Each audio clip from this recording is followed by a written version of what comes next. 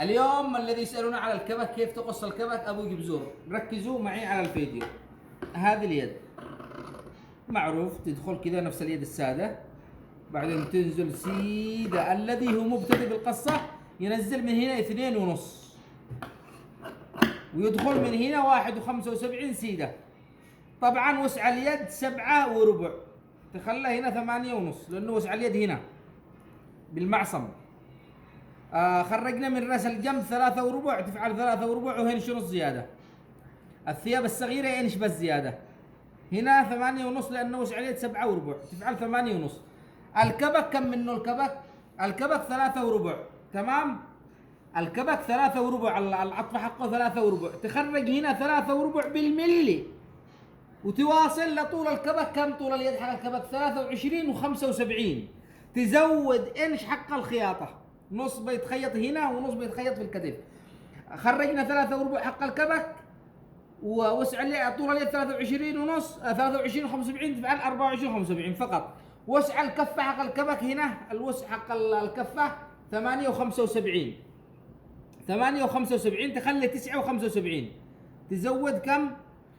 8 و75 يعني 4.5 ناقص 2 سنتي. تزود نص انش حق الخياطة وهو معطوف دبل. اصبح كم؟ 5 ناقص 2 سنتي. 5 ناقص 2 سنتي كم اصبحت؟ 79 بالملي معك.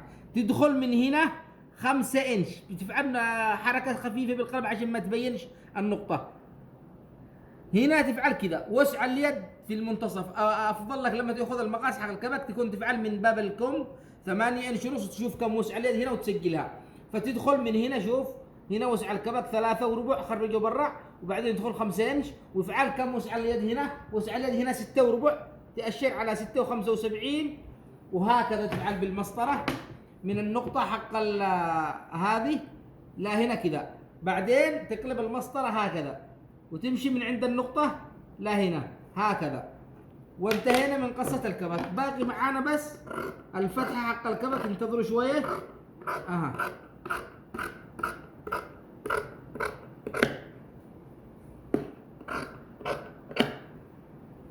تصفية اليد، قرب هنا تصفية اليد.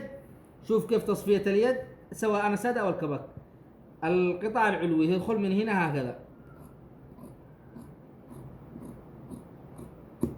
ترجع بالملي. هذه تصفية اليد، يطلع معك اليد بالملي.